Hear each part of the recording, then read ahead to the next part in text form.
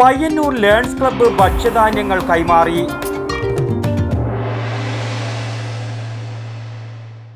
പാലിൽ പോഷക ഗുണങ്ങളുണ്ട്. മായവും കലർപ്പും ചേരാത്ത പാലിൽ നിന്ന് മാത്രമേ നമുക്ക് ആ പോഷക ഗുണങ്ങൾ ലഭിക്കുള്ളൂ. അങ്ങനെ ഒരു പാലുണ്ട്, ജനതാ പാൽ. ഉയർന്ന ഗുണനിലവാരം, തികഞ്ഞ വിശ്വസ്തത. ജനതാ പാൽ.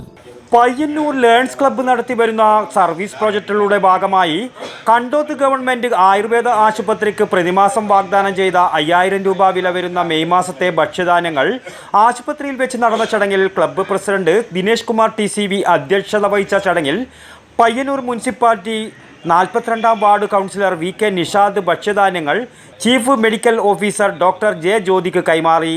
Regional chairperson doctor Suja Vinod, doctor J Jyothi, Achyuthappai എന്നിവർ സംസാരിച്ചു. ചടങ്ങിന് സെക്രട്ടറി MK ചന്ദ്രൻ സ്വാഗതവും ട്രഷറർ P മോഹനൻ നന്ദിയും പറഞ്ഞു. News bureau, Payyanur. പാലിൽ പോഷക ഗുണങ്ങളുണ്ട്. മായവും കലർപ്പും ചേരാത്ത പാലിൽ നിന്ന് മാത്രമേ നമുക്ക് ആ പോഷക ഗുണങ്ങൾ ലഭിക്കുള്ളൂ. അങ്ങനെ ഒരു പാലില്ല എന്നല്ലേ ടീച്ചർ ഇന്നലെ പറഞ്ഞേ? അങ്ങനെ ഒരു പാലുണ്ട്, ജനതാ പാൽ.